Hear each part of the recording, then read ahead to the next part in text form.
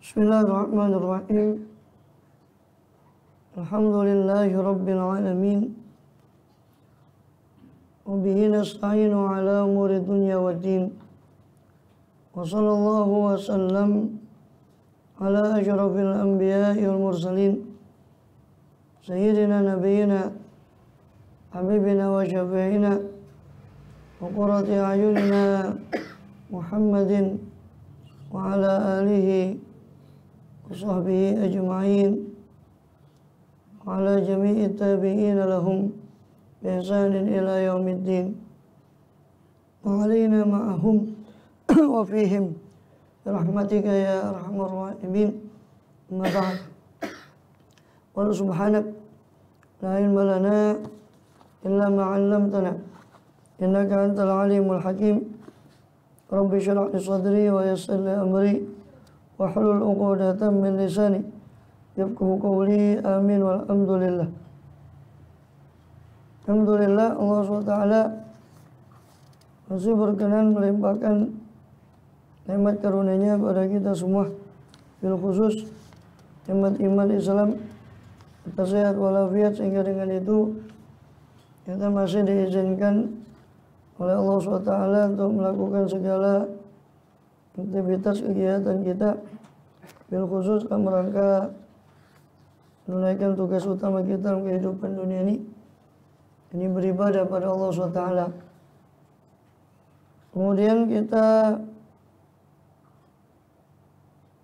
masih melanjutkan dari pembahasan lalu dari kitab Al-Ahadits Al-Arba'in An-Nawawiyah, susunan pada Al-Imam Faqihil Mujtahid Al-Muhaddits Muhyi Sunnah wa Din Abi Zakaria Yahya bin Syaraf An-Nawawi rahimahullah wa radhiyanhu wa radhana fa nabi bi ulumi sayyidil awliya ushalihin bidaraini amin.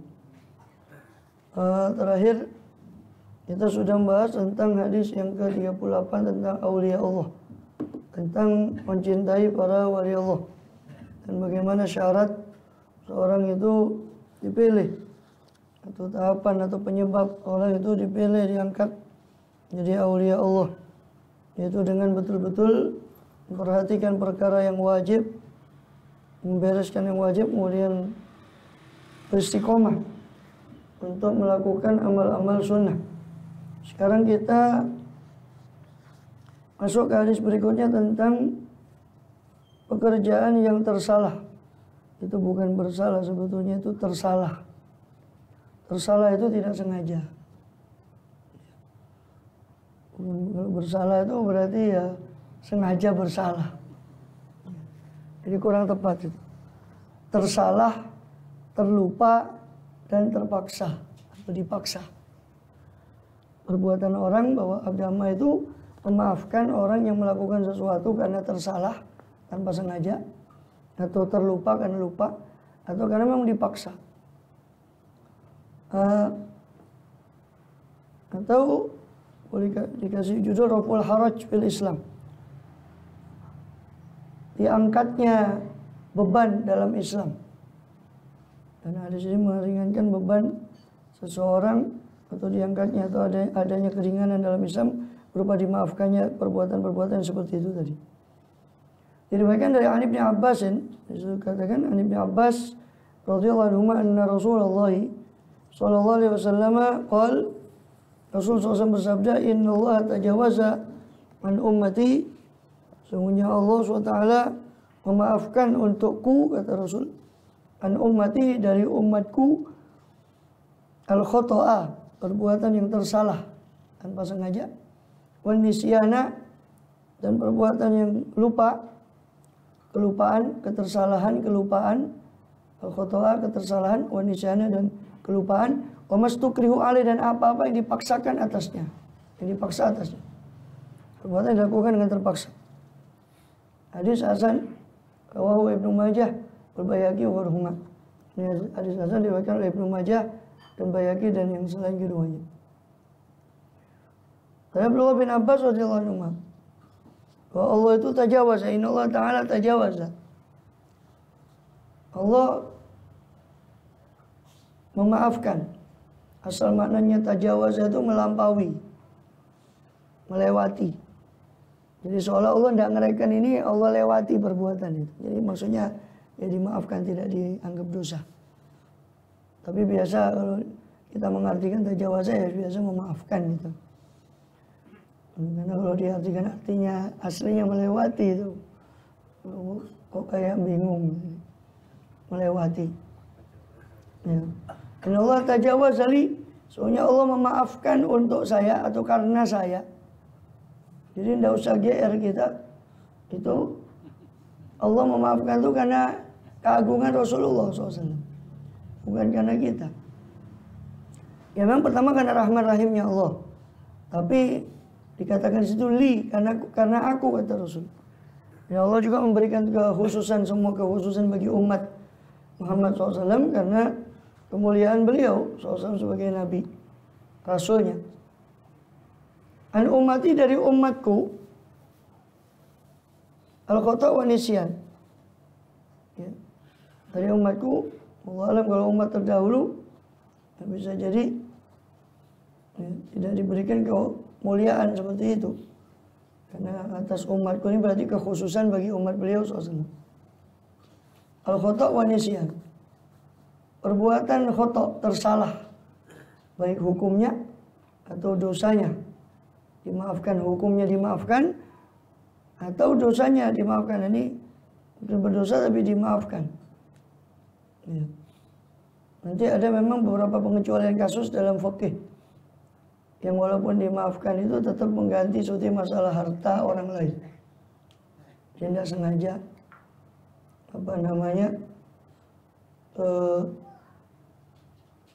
daripada hewan itu, hewannya dia merusak umpama kebunnya tetangga sebagainya.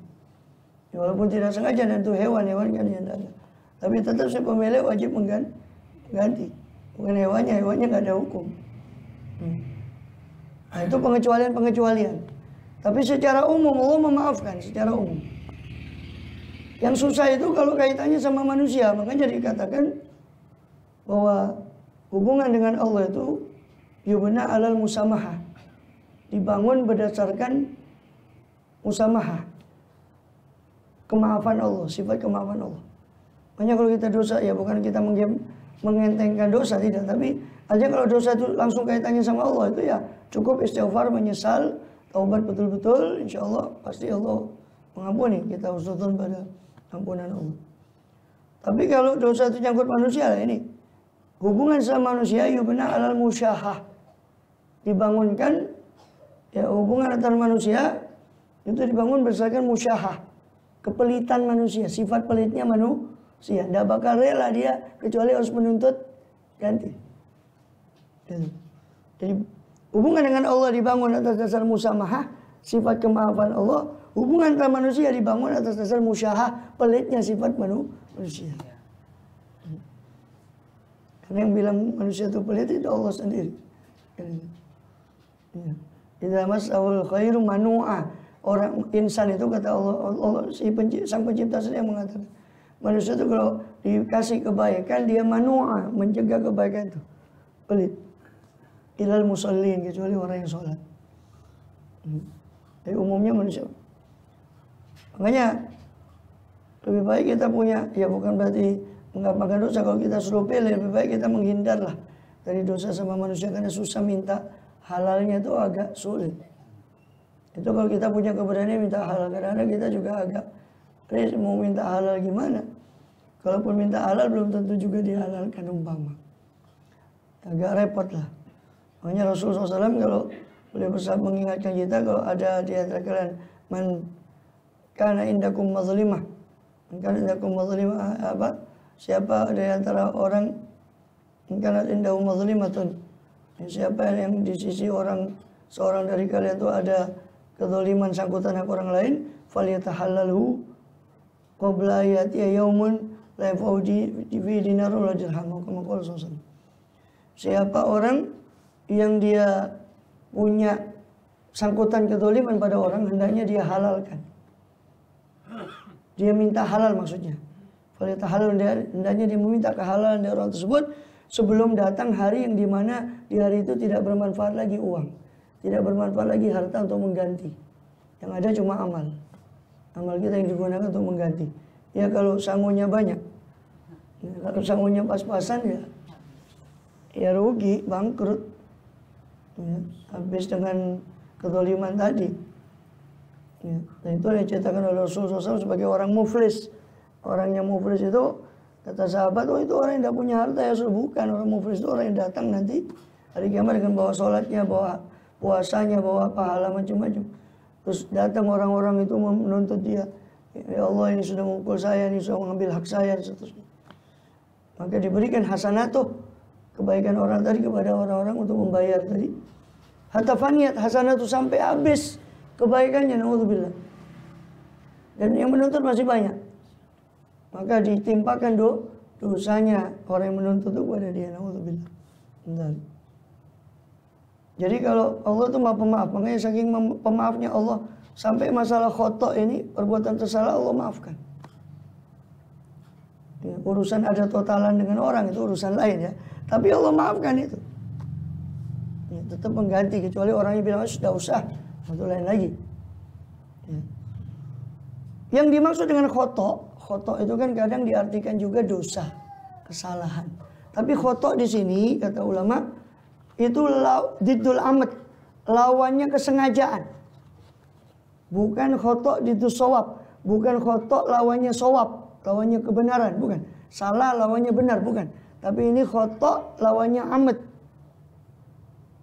Ya, khotok lawannya amat. Ya, amat itu kesengajaan, khotok berarti ketidaksengajaan, bukan lawannya benar dan salah, bukan. Kalimatnya sama, khotok juga, tapi makna mafhum di sini bukan khotok yang itu. Bukan khotok yang maknanya kesalahan, tidak. Tapi perbuatan tersalah. Tersalah itu tidak sengaja. Kemudian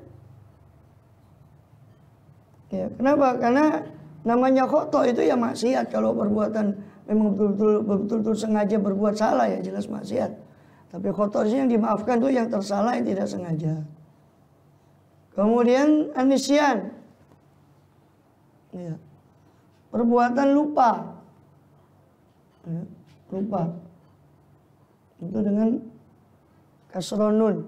Itu diddu zikir atau hifz. Nisyan itu lawannya zikir, lawannya lupa, lawannya ingat. Hifz itu penghafalan. Nisyan itu lawannya hafal dan lawannya ingat. Kadang-kadang nisyan itu digunakan untuk pembiaran.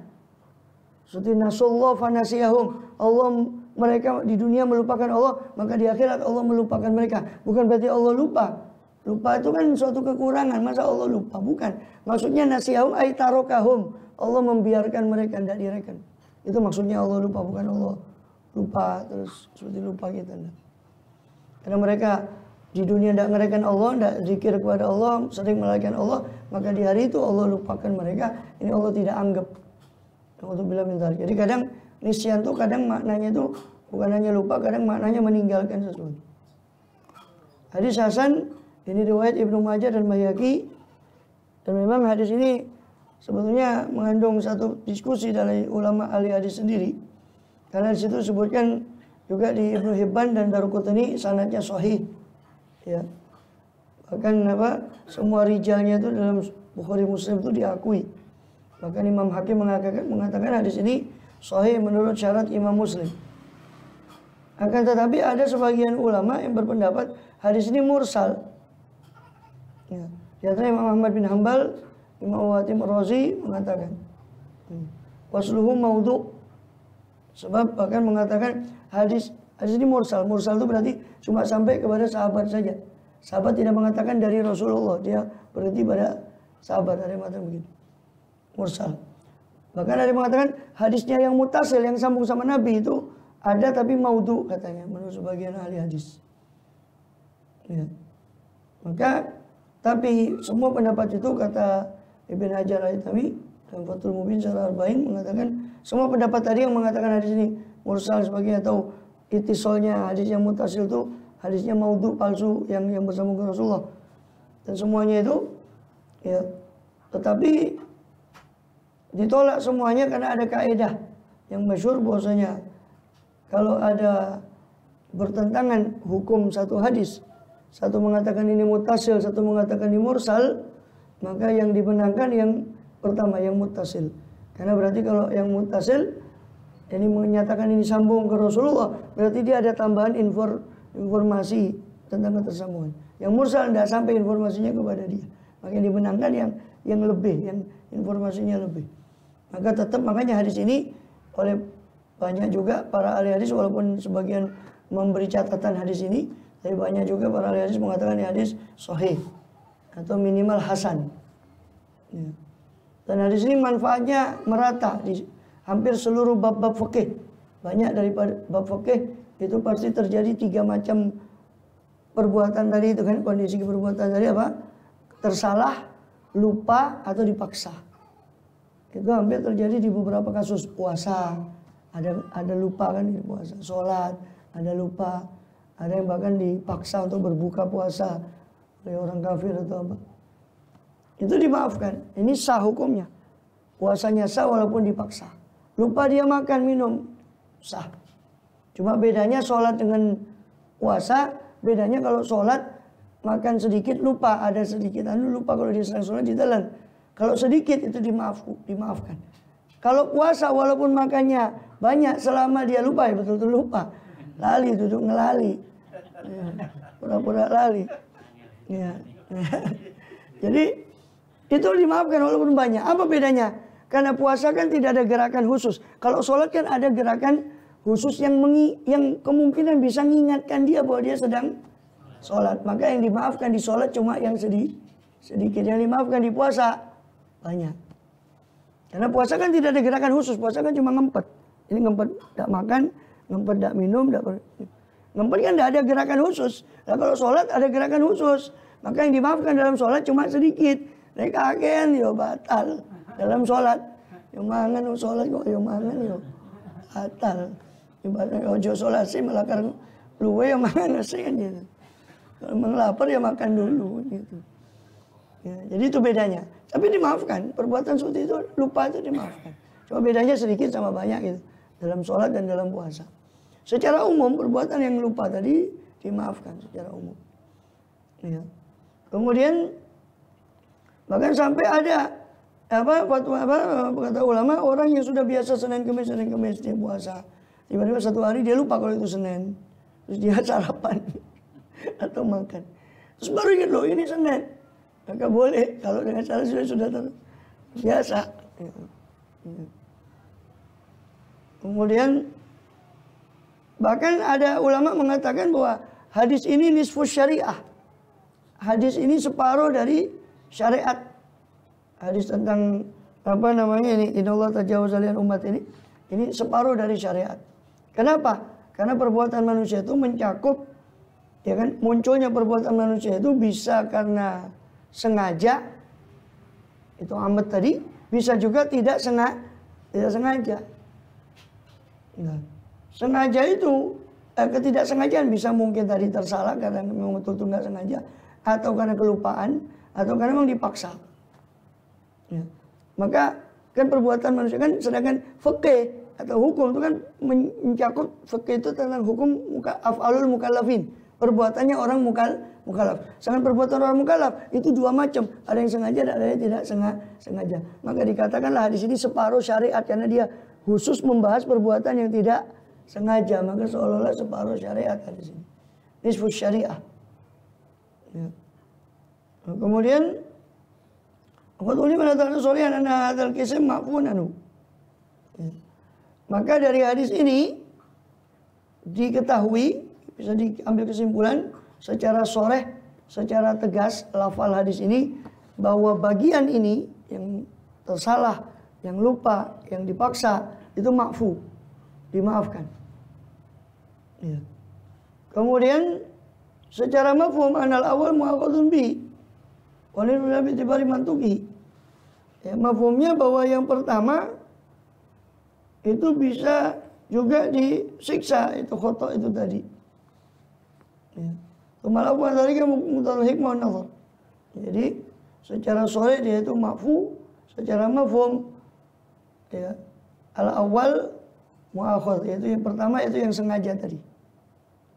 Jadi maksudnya apa? Secara mantuk, secara terlafatkan ini bahwa Allah memaafkan 3 perkara ini. Perbuatan tersalah, lupa, dan tidak sengaja. Secara mafhum berarti kebalikannya, berarti disiksa. Kebalikan dari perbuatan ini yang sengaja berarti disiksa, kan itu. Jadi ada mantuk, ada mafhum. Bukan mantuk, ya, bukan mantuk. Mantuk itu yang diucap di lafal ini. Mafhum itu yang diambil pemahaman dari sini. Yang Rasul ucapkan kan, Allah memaafkan untuk saya. Dari umat saya, al-khoto, tersalah, wanisyan, lupa, dan ustukriu alaih, apa yang dipaksa. Itu lafalnya. Pemahamannya berarti sebaliknya, berarti tidak dimaafkan. Itu. Berarti yang sengaja itu tidak dimaafkan. Ya. Maka itu nisfus syariah, separuh syariat hadis ini. Ya. Ya. Kemaafan itu yang Allah perbuat itu tuntutan hikmah dari Allah, kebijaksanaan dari Allah SWT. Ya. Kalaupun Allah mau siksa, itu Allah adil, karena semua makhluk Allah. Kalau seandainya Allah tentukan, oh perbuatan 3 ini tetap disiksa, itu tetap nggak bisa dikatakan Allah itu tidak adil. Karena zalim atau tidak adil itu melakukan mempergunakan hak milik orang lain tanpa ada hak. Sedangkan Allah semuanya milik Allah, hamba ini hambanya Allah, terserah mau Allah kasih hukum bagaimanapun, itu tetap adil karena semua milik Allah. Tapi Allah dengan hikmahnya Allah memaafkan 3 perkara ini. Dengan hikmahnya Allah memaafkan 3 perkara ini. Maka diketahui dari sini, ya, kebenaran daripada perkataan pendapat Imam Syafi'i dalam masalah yang diperdebatkan oleh para ulama itu tentang orang yang sudah sumpah lupa akan yang dia ucapkan sumpah itu sehingga melakukan itu dengan lupa. Contoh, kalau saya melakukan ini maka istri saya tercerai. Terus dia melakukan perbuatan itu dalam keadaan lupa. Menurut Imam Syafi'i ini tidak sumpahnya tidak berlaku. Tetap ada sumpahnya. Belum tidak dikatakan batal karena dia melakukan itu dalam keadaan lupa. Ya.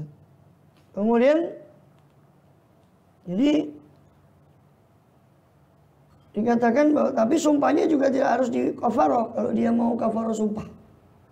Jadi kafarohnya belum gugur, tapi sumpahnya juga belum batal karena dia melakukan perbuatan yang disumpahkan itu dengan tanpa sengaja dan lupa. Lain dengan pendapat mazhab Malik yang mengatakan itu tetap batal. Kata mazhab Maliki. Nah, dari hadis ini, dari keterangan di atas, lebih kuat kepada kecondongan dalam mendukung pendapat Imam Syafi'i. Ya. Dan ini dalil jumhur bahwa semua ucapan orang yang dipaksa itu laghwun, tidak dianggap. Ucapan orang yang dipaksa itu tidak dianggap. Ya. Baik akad maupun yang lain. Bahkan dikatakan al-ashah, ya, yang menurut pendapat yang paling sahih menurut mazhab Syafi'i sama dengan jumhur, yaitu orang yang dipaksa itu tidak batal sumpahnya. Dan Imam Syafi'i mengambil dalil firman Allah, illa man ukriha wa qalbuhu mutmainnun bil iman, kecuali orang yang dipaksa sedangkan hatinya masih tumaknina, masih tenang dalam keimanan. Ayat ini turun berkenaan dengan Ammar bin Yasir, seorang sahabat itu, yang dia sudah disiksa abahnya, ibunya disiksa dengan sangat keji sampai tidak kuat. Ammar bin Yasir itu saking tidak kuatnya dia, karena dipaksa untuk mengucapkan kata-kata kufur, hanya dia mengikuti paksaannya si orang kafir Quraisy karena saking tidak kuatnya. Ibunya, abahnya mati syahid, Sumayyah sama Yasir radhiyallahu anhu meninggal. Dia pun dipaksa dengan siksaan yang betul-betul kejam. Sampai tidak kuatnya hanya dia terucap.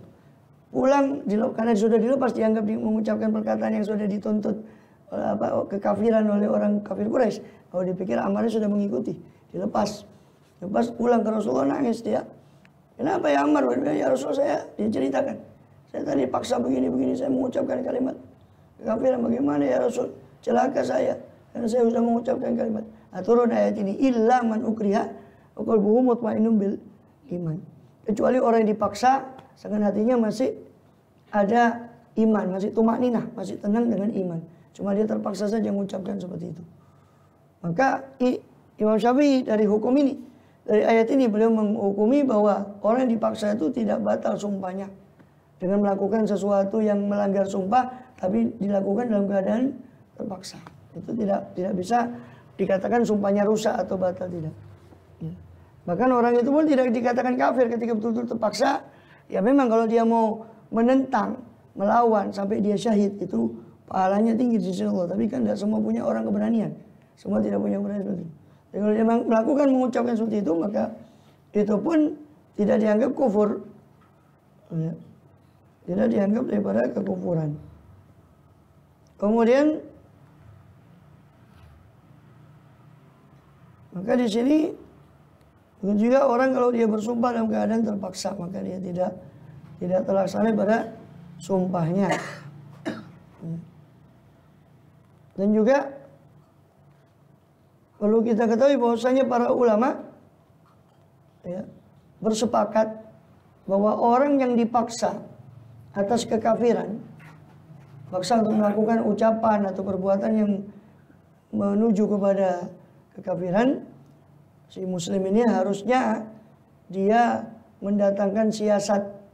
Sekiranya dia mengucapkan sesuatu yang kalimat yang mungkin memiliki dua makna, yang dia bisa selamat dengan itu, atau sindiran, nggak langsung mengucapkan sesuatu yang ya.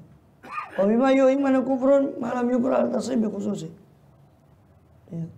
Yang mengandung multi tafsir, yang sekiranya orang bisa memahami itu kufur.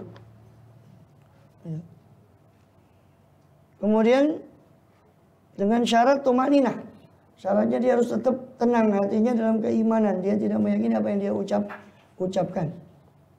Tapi kalau dia terbunuh dengan dia teguh pendirian, tidak mau mengucapkan sesuatu itu, dia terbunuh, ya itu lebih afdal. Itu syahid kalau dia punya keberanian.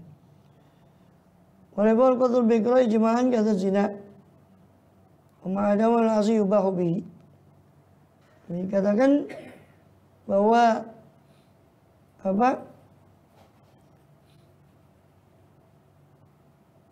tidak boleh ya menghukum bunuh karena keterpaksaan. Begitu juga zina kalau itu terjadi atas keterpaksaan. Kemudian al-mukrah alladzi la ikhtiyara lahu bil kulliyah. Kaman humila kurhan. Wa daraba bi ghairah. Atamma daraba uzuniya biha. La ya'tamani ijma'an. Secara ijma' orang yang dipaksa dia tidak punya ikhtiar untuk melawan. Ya, karena syarat terpaksa juga ada syaratnya.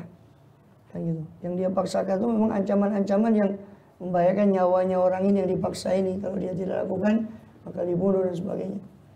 Dan syaratnya juga orang yang memaksa ini mampu untuk melakukan ancamannya. Misalnya. Juga orang yang dipaksa tidak mampu melawan, memang tidak punya kekuatan untuk melawan daripada ancaman itu.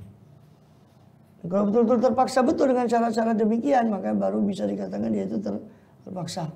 Dan berlaku hukum keterpaksaan tadi, itu mastukrihu alaih, itu dimaafkan. Dan dia tidak berdosa. Ya. Kemudian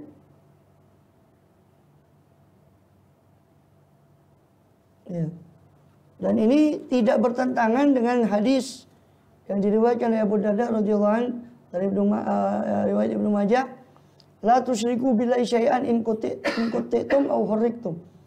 Jangan kalian menyekutukan Allah dengan suatu apapun, meskipun kalian dipotong-potong, meskipun kalian dibakar. Dan seolah-olah kalau menurut hadis ini berarti nggak boleh kan? Nggak boleh melakukan siasat seperti itu.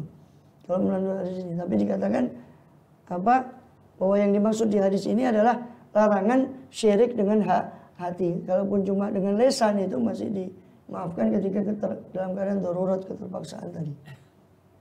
Ya. Kemudian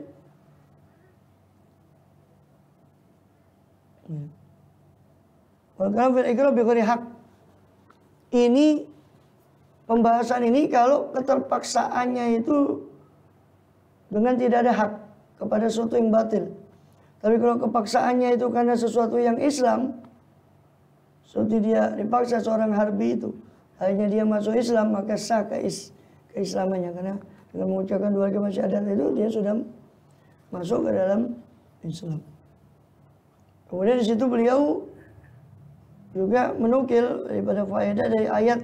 Soalnya ayat ini sudah kita pernah bahas di Nasuhi Diniyah baru saja. Wa in tubdu ma fi anfusikum aw tukhfuhu yuhasibkum bihillah, juga kita pernah bahas di hari sebelumnya. Juga beliau mengecam tentang taqiyah dari sebagian kelompok Syiah yang menyangka qabbahahumullah daripada Syiah itu dan selainnya bahwa pembaiatan Sayyidina Ali kepada Abu Bakar radhiyallahu anhu itu seolah-olah taqiyah, pura-pura katanya, kata mereka. Harusnya ke khalifah itu Sayyidina Ali katanya. Nah, kok ngikuti Sayyidina Abu Bakar sudah jadi khalifah, beliau ngikut. Itu taqiyah saja kata dia. Taqiyah itu pura-pura. Kata menurut orang-orang Syiah. Bahwa baiatnya Sayyidina Ali kepada Sayyidina Abu Bakar itu pura-pura. Dan mereka mengambil dalil bolehnya taqiyah itu dengan firman Allah tadi, ilaman ukriha wa qalbuhum mutmainnun bil iman. Kecuali orang dipaksa dengan hati mereka tetap dalam keadaan iman. Juga firman Allah, ila tattaqu minhum tuqah. Ya. Kecuali kalau kalian itu khawatir daripada tuqah. Ya. Atau tattaqu minhum tuqah artinya menjadikan tameng dari mereka, membuat tuqah, taqiyah. Ya. Kemudian juga mereka mengambil dengan hadis bahwa Rasul SAW pernah satu kali ada orang minta izin di luar, ada di Bukhari juga diriwayatkan. Rasul bilang di dalam itu sama istrinya, bisa akhul asyirah, itu sejelek-jeleknya kaum, sejelek-jeleknya saudara satu kabilah, ya orang itu. Ketika orang itu masuk, Rasulullah berlemah lembut dalam perkataan pada orang itu. Maka ditanya setelah keluar orang itu, ya Rasul katanya itu sejelek-jelek kaum. Kok jenengan kok berlemah lembut dengan orang itu ketika masuk? Ya, dikatakan inna syarrun nas man akramun nas ittiqa syarri. Sesungguhnya sejelek-jelek orang adalah orang yang dimuliakan orang lain karena orang itu takut sama kejelekan orang ini. Jadi dimuliakan bukan karena dia mulia, tapi karena orang takut sama perbuatan jeleknya. Ya. Maka jawabannya adalah anu la mubala tapi seperti taqiyah bi ghairi ma'alin niza. Wa inama kuriyal ulama laftuha. Bikaunya min mustanadat Syiah.